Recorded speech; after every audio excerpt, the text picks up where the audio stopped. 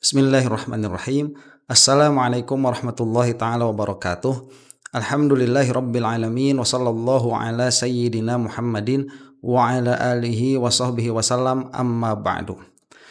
Rasa keadilan yang dirasakan oleh masyarakat Indonesia ini semakin lama semakin tercabik-cabik. Yang paling baru, Setia Novanto itu sudah bebas. Dari sekian tahun vonis yang dijatuhkan, dia hanya menjalani 2/3-nya saja. Dan menyesakkan ya, karena ada penebusan bayaran begitu. Jadi waktu sekian tahun itu ditebus dengan bayaran sekian miliar. Itu bagi saya minimalnya adalah penghinaan ya. Penghinaan terhadap hukum, meskipun itu memang diakomodir oleh hukum.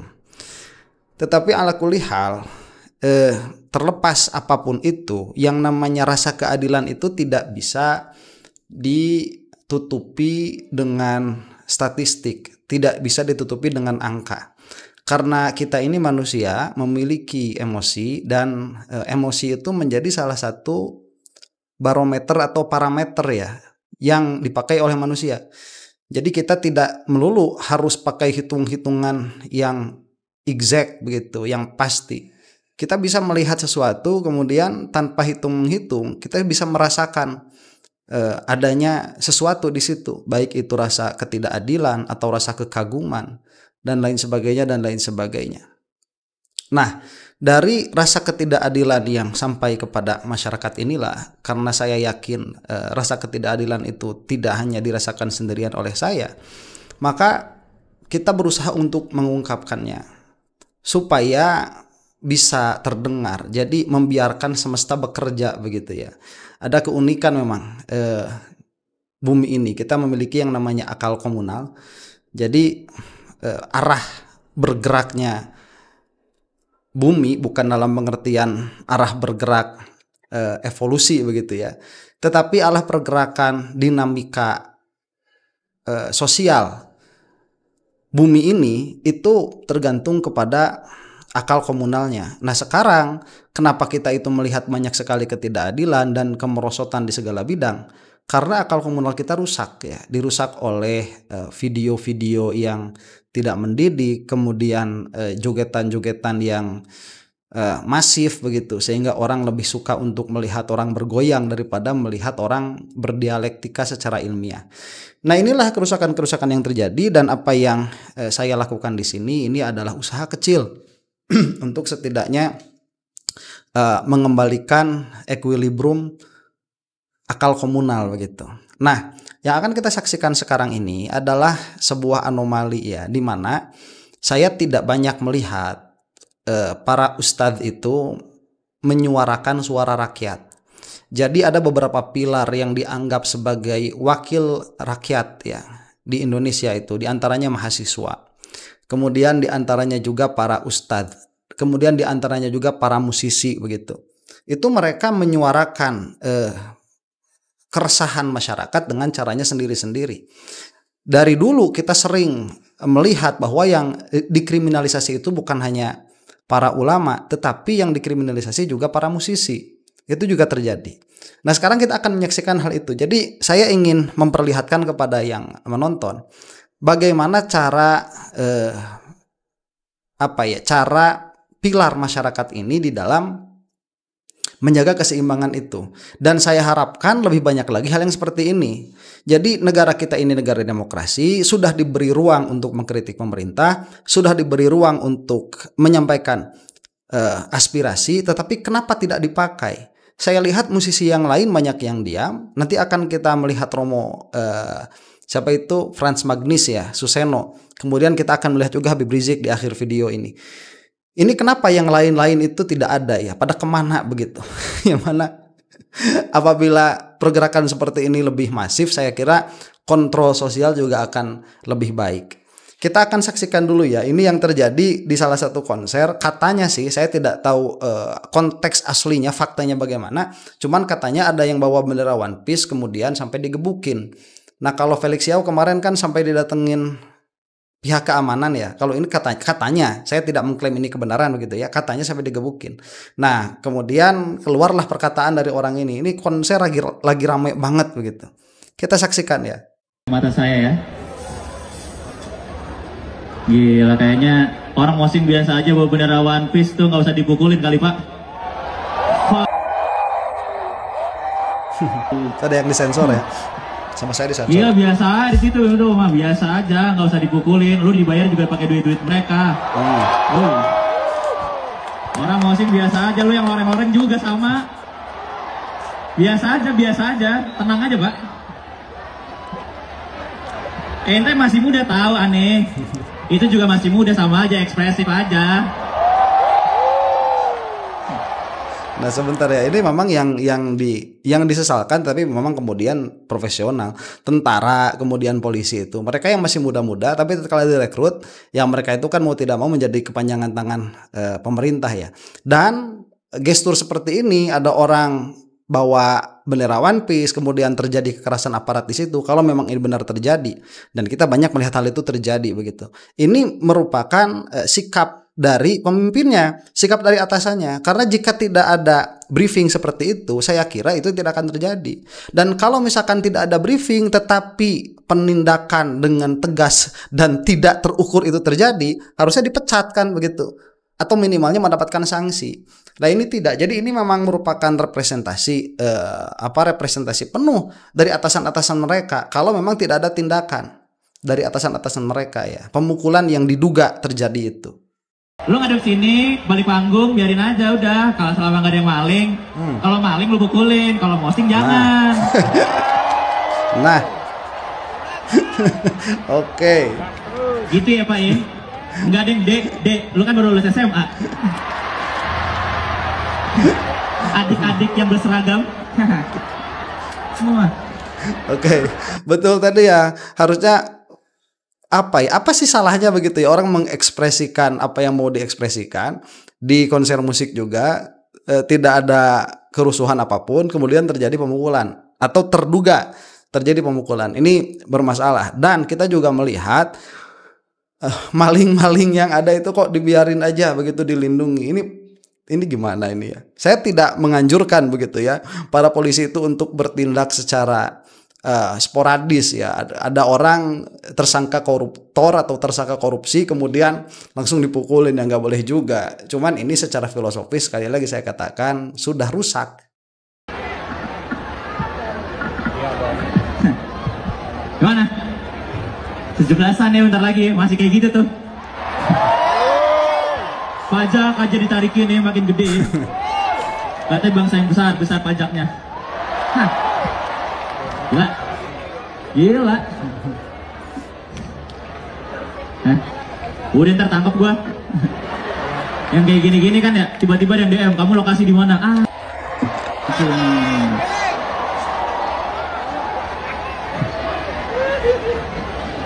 Katanya bangsa yang besar tapi takut sama bendera One Piece.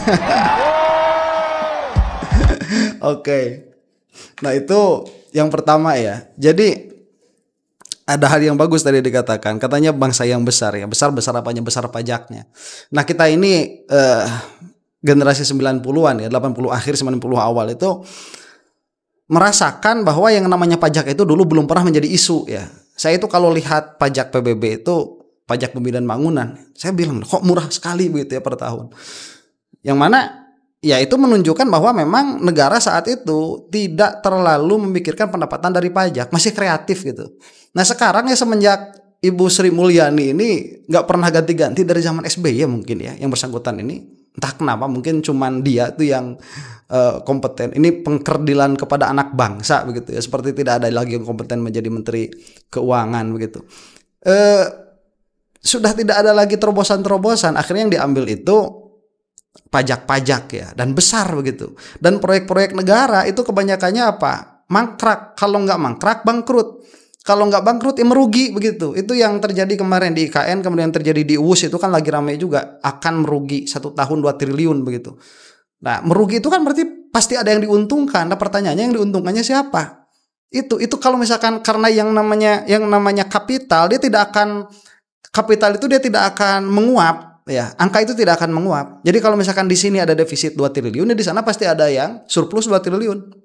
Pasti ada itu. Itu harus dicari dan entah akan ada atau tidak, Masya Allah. Ini saya minta maaf juga ya kepada yang menonton masuk ke dalam ranah-ranah seperti ini, karena memang sekali lagi saya ini suka di dalam melihat sesuatu itu dari segi konsistensi berpikirnya, dan itulah yang selama ini saya lakukan begitu. Saya nggak ngajak siapa-siapa untuk berbuat apa-apa begitu ya.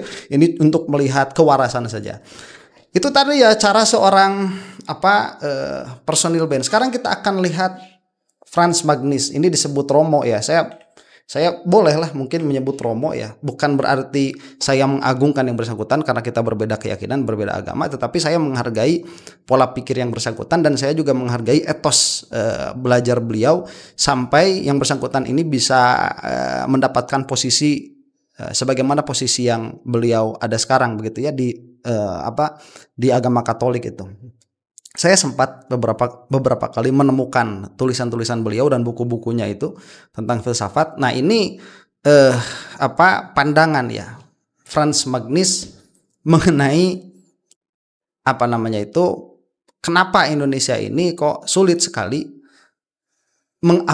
mengakomodir suara-suara rakyat kecilnya. Kita akan saksikan.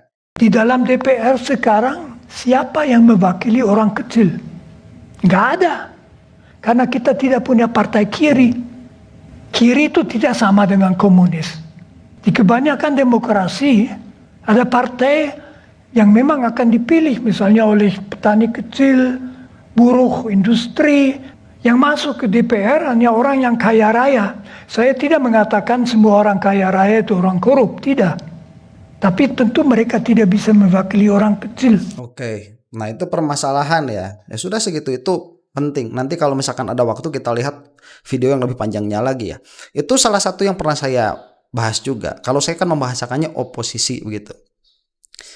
Kalau Frans Magnis di sini mengatakannya partai kiri, yang mana partai kiri itu mereka selalu dan akan selalu mewakili para buruh dan para petani misalkan ya. Kalau kita melihat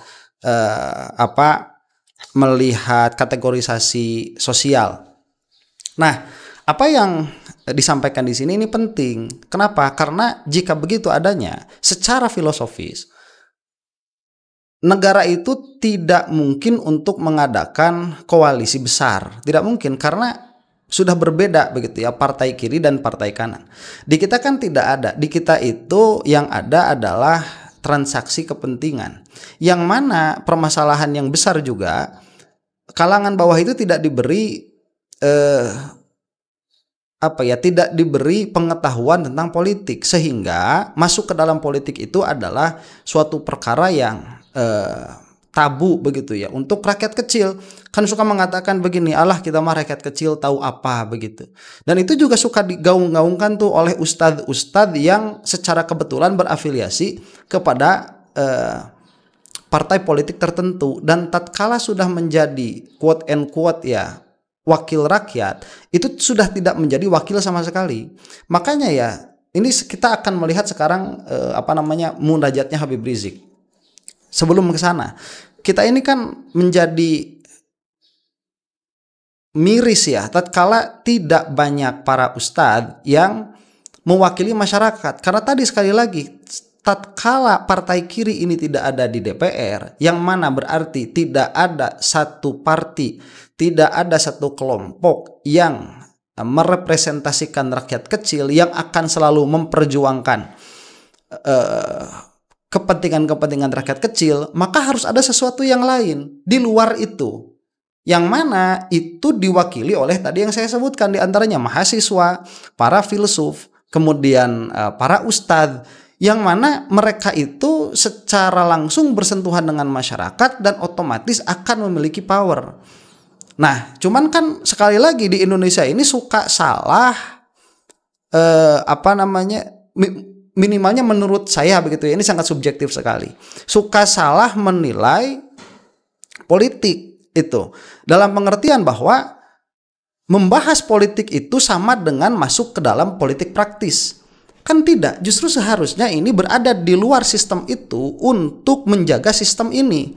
Karena sistem itu tidak mengakomodir hal itu. Makanya kita sekarang melihat ya, Kalau pupuk saja sudah mahal atau murah, tapi kalaupun murah susah didapat.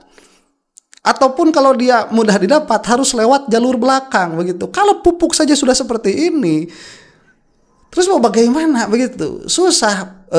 Pangan itu tidak ada jaminan dari pemerintah bahwa pemerintah itu tidak akan melakukan impor besar-besaran. Kemudian tidak ada jaminan misalkan harga pupuk akan murah. Kemudian tidak ada jaminan hasil panen akan diserap. Karena memang tidak ada yang memperjuangkan. Dan tatkala ada pihak yang memperjuangkan, golongan sedikit dari yang sedikit yang saya lihat diantaranya di sini adalah Habib Rizik, dan salah satunya kalau misalkan dari agama yang lain ini adalah Frans Magnis yang tadi kita saksikan, itu dibredeli begitu, berusaha untuk disingkirkan, dan masyarakat juga dikasih stigma bahwa mereka itu adalah orang-orang yang membuat kekacauan.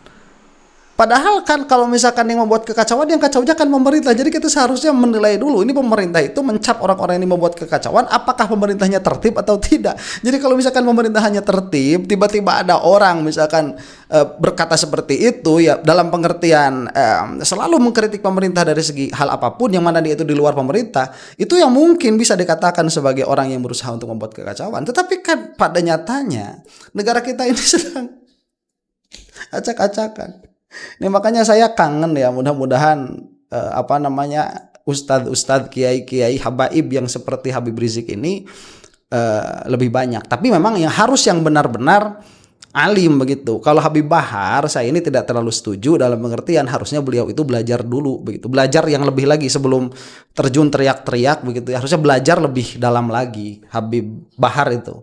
Nah, ini kita lihat Habib Rizik nih. Ini adalah munajat yang beliau lakukan. Sebelum masuk ke situ, kalau misalkan ada yang mau nanti ada yang berkomentar begitu ya, orang berdoa kok dikomentarin. Begini, ini yang sampai kepada kita itu adalah gaungnya ya, bukan doa beliau secara langsung. Doa beliau secara langsung ya dilakukan di satu tempat tertentu. Cuman yang sampai kepada kita ini kan rekamannya. Nah, rekaman itu kalau di dalam kitab-kitab fikih suka dihukumi sebagai gaungan. Kalau orang dulu itu adzan, kemudian adzannya itu di lembah itu kan suka ada gaung tuh, suka ada eko. Nah, ini dihukumnya sebagai eko begitu. Dan kalau misalkan di dalam kitab-kitab tasawuf juga kita suka melihat ada beberapa munajat para wali atau munajat para ulama itu suka dikomentari juga. Jadi saya tidak melihat ada sebuah ada sebuah ketidakwajaran dari apa yang akan saya lakukan ini, meskipun biasanya saya akan mengkomentari ceramah-ceramah nih, sekarang kok munajat dikomentarin begitu ya, karena memang para ulama kita juga terdahulu suka melakukan hal itu. Kita saksikan ya. Allahumma inna nas'aluka al-afwa wal afiyah wal mu'afata ad-da'ima fid dini wad dunya wal akhirah. Allahumma lakal hamdu wa lakal syukru ya Rabb atas kemerdekaan yang telah kau anugerahkan untuk bangsa Indonesia. Allahumma ya Rabb lakal hamdu wa lakal syukru atas kemerdekaan yang kau berikan, kemerdekaan dari penjajahan asing, kemerdekaan dari penjajahan orang-orang kafir, kemerdekaan dari penjajahan Belanda, Inggris, Portugis, dan Jepang serta lainnya. Ya Allah, lakal hamdu wa lakal syukru atas nikmat kemerdekaan yang kau berikan kepada bangsa Indonesia ini. Ya Allah, limpahkanlah rahmatmu dan magfirahmu serta keberkahanmu kepada para pahlawan yang telah berjuang dengan harta bendanya, jiwa raganya, mengorbankan seluruh miliknya untuk meraih kemerdekaan Republik Indonesia ini. Ya Allah, terimalah segala amal ibadah mereka. Ya Allah, ampunilah segala kesalahan mereka. Ya Allah, jadikanlah mereka sebagai para syuhada. Ya Allah, masukkanlah mereka ke dalam surgamu. Ya Allah, lakal hamdu wa lakal syukru ya Rabb, ya Rabb. Kau berikan nikmat kemerdekaan ini kepada kami. Ya Allah, maafkan kami ya Allah. Oke, sebelum ke situ, ini adalah mukadimah doa yang sangat bagus. Yang pertama itu bersyukur ya kepada Allah Subhanahu wa taala secara langsung. Kemudian yang kedua itu bersyukur kepada pihak-pihak yang telah memberikan atau pihak-pihak yang telah menjadi wasilah sampainya kenikmatan kepada kita. Dan syukur itu diantaranya apa? Mengingat kebaikan begitu. Dan yang mana mengingat kebaikan itu diekspresikan dengan salah satu ekspresi tertentu meskipun dengan cara berkata-kata. Nah, sebelum meminta itu kan baiknya memuji ya. Ini adalah adab di dalam berdoa tuh. Ini sudah bagus. Kemudian kita lihat, kita lanjutkan mereka ke dalam surgamu. Ya Allah, lakal hamdu wa lakal syukru ya Rab, ya Rab. Kau berikan nikmat kemerdekaan ini kepada kami. Ya Allah, maafkan kami ya Allah. Kalau kami banyak berkurang dalam bersyukur di dalam mengisi kemerdekaan ini. Ya Allah, berikanlah kami kekuatan agar kami bisa mengisi kemerdekaan ini dengan iman dan takwa kepadamu.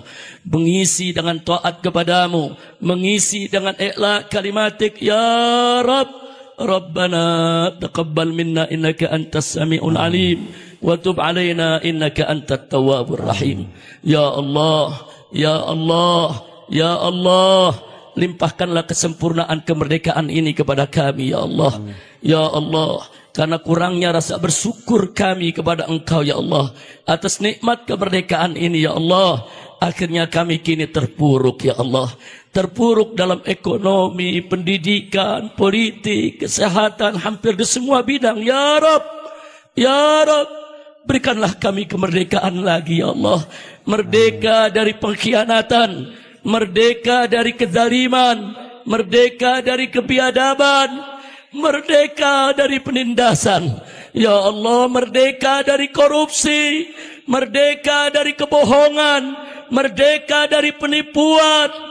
Ya Allah, sempurnakanlah kemerdekaan yang Kau berikan kepada kami ya Allah. Berikan kami kekuatan untuk melawan segala bentuk kezaliman. Ya Allah, ya Allah, lakal hamdu wa lakal syukru ya Rabb atas kemerdekaan yang telah Kau berikan kepada kami. Kami mohon maghfirah-Mu ya Allah atas kelalaian kami dalam mengisi kemerdekaan ini ya Allah. Ya Allah, ya Allah, berikanlah kepada kami semua nasran aziza, pertolongan yang kuat ya Allah. Dari sebelum itu ya. Nah, ada yang penting juga untuk disebutkan bahwa kita ini kurang syukur ya. Jadi apa ya? Prinsip atau rumus lah katakan begitu ya, kaidah. Kaidah ditambah nikmat itu mudah sekali dalam kenyataan itu. Apa? Bersyukur. Ya, itu sudah kaidahnya tuh. Jadi kalau misalkan kamu mau ditambah nikmat, kuncinya satu, bersyukur. Nah, bersyukur ini kamu harus tahu apa mahiyatus syukri itu. Esensi dari syukur itu apa? Kita harus tahu, dan itu ada di dalam kitab-kitab kalam ya, harus diaji, itu harus dipelajari. Jadi pelajari apa hakikat dari syukur itu, kemudian syukur ini menjadi kehidupan kita sehari-hari, maka otomatis kenikmatan itu akan bertambah. Nah, jika dilihat ya, kita ini sebagai komunitas bangsa Indonesia, memang yang dikatakan oleh Habib Rizik atau yang diiktirafkan begitu, yang diakukan oleh Habib Rizik di dalam munajatnya ini, itu benar adanya. Kenapa? Karena kemerdekaan yang diberikan oleh Allah Subhanahu wa taala kepada rakyat Indonesia itu berbeda dengan kemerdekaan yang Allah berikan kepada Filipina misalkan ya. Filipina kalau tidak salah kan pernah dijajah juga tuh. Filipina misalkan, Taiwan entah pernah di Taiwan apa itu ya, Vietnam ya. Negara-negara yang lain lah katakan begitu. Kemerdekaan yang diberikan kepada Indonesia itu berbeda. Kenapa? Karena kemerdekaan di Indonesia ini sangat kental nilai keagamaannya. Itu posisinya para ulama itu sangat kental sekali berperan di dalam kemerdekaan bangsa Indonesia. Sehingga jangan aneh jika negara-negara yang lain itu bisa maju perkembangan ekonominya, budayanya, kemudian teknologinya, militernya dan lain sebagainya, tanpa agama itu bisa mereka maju karena memang tidak ada peran-peran para ulama itu. Beda dengan kita. Jadi cita-cita kemerdekaannya itu sudah lain. Yang lain selain negara Indonesia atau selain negara yang para ulama itu tidak memiliki andil di dalamnya, itu bisa mereka itu mendapatkan kemajuan-kemajuan yang disebutkan karena sedari awal tujuan mereka itu ya dunia saja. Karena mereka itu tidak memiliki tujuan akhirat meskipun mereka orang beragama, karena akhirat versi mereka itu tidak ada. Yang benar itu akhirat yang dijelaskan oleh Nabi Muhammad SAW. Nah kita ya, yang mana para ulama ini sangat kental di dalam kemerdekaan bangsa Indonesia, supaya kita sebagai anak cucu dari pahlawan-pahlawan yang terdahulu itu bisa lebih mudah lagi di dalam mengenal akhirat, kemajuan kita sebagai manusia dan memanusiakan manusia itu menjadi lebih mudah lagi, malah dipakai tidak di dalam fungsinya, tidak di dalam koridornya begitu. Karena syukur itu erat sekali kaitannya dengan apa? Dengan menggunakan kenikmatan di dalam porsinya, di dalam tugasnya begitu. Jadi mata dipakai untuk melihat Al-Quran, melihat kitab, tangan dipakai untuk bekerja yang halal, kaki dipakai untuk melangkahkan kaki ke majelis taklim. Itu adalah syukur, yang mana sekarang mayoritas bangsa Indonesia ini rasa syukurnya sudah tidak ada terhadap kemerdekaan itu. Tangan entah dipakai megang apa, kaki entah dilangkahkan kemana, mata entah dipandangkan kemana. Memang yang namanya manusia itu tidak akan lepas dari kesalahan, tetapi kalau itu sudah menjadi mayoritas dari perbuatan kita, sudah menjadi perkara yang umum yang kita lakukan, salah memakai mata, salah menggunakan kaki, salah menggunakan tangan, itu menjadikan kita terpuruk begitu. Dan seorang muslim pada aslinya mereka itu tidak akan menyalahkan apapun atau siapapun selain mereka itu menyalahkan diri mereka sendiri. Itu pada aslinya. Makanya sufi itu ada yang melihat dari barat itu sebagai act of blaming self begitu ya. Itu sufi itu yang sudah dalam. Cuman ala kulli hal, di sisi yang lain, yang nahi mungkar ini pun harus tetap ada, karena nahi mungkar ini fardu kifayah. Apabila tidak dilaksanakan, tidak ada satupun yang nahi mungkar, semuanya menjadi dosa. Akhirnya ya dosa juga, meskipun tidak merasa mereka itu dosa begitu. Yang mana pada akhirnya begini ya. Saya ini ya, kita cukupkan dulu sampai di sini. Ini bagus sekali, bisa dilihat nanti videonya ya. Kita ini sebagai sebuah komunitas muslim lah, katakan begitu ya, sebagai sebuah komunitas muslim, disayangkan tidak ada sinergi antara ulama khawas yang katakanlah mereka itu humul, yang menyembunyikan diri, kemudian orang-orang yang soleh, dengan para ulama yang melakukan nahi mungkar. Ini tidak ada sinergi, yang ada malah saling sindir begitu.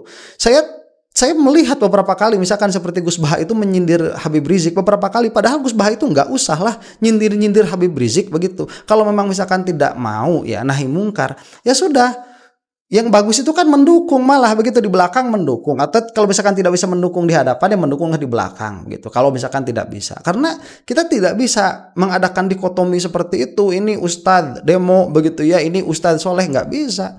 Karena pada hakikatnya tatkala kita melihat kepada seorang yang memiliki ilmu, apa yang mereka sampaikan itu akan mengikuti makom mereka masing-masing, dan makomat itu fil haqiqoh hanya Allah Subhanahu wa taala yang tahu. Makanya kita punya fikih, yang mana fikih ini menjadi patokan, yang mana secara fikih sudah jelas orang seperti Habib Rizik ini setidaknya menggugurkan kewajiban fardu kifayah kita begitu, menggugurkan kewajiban kifayah kita di dalam nahi mungkar dan di dalam berkata yang hak atas pemimpin yang zalim.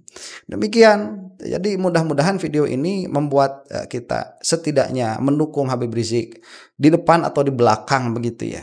Mudah-mudahan kalaupun tidak memberi efek secara adat terhadap berubahnya negara, insya Allah ini akan memberi efek yang sangat baik terhadap akhirat kita.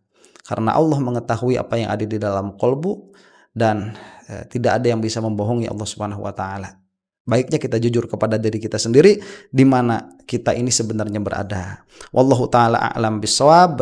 Assalamualaikum warahmatullahi taala wabarakatuh.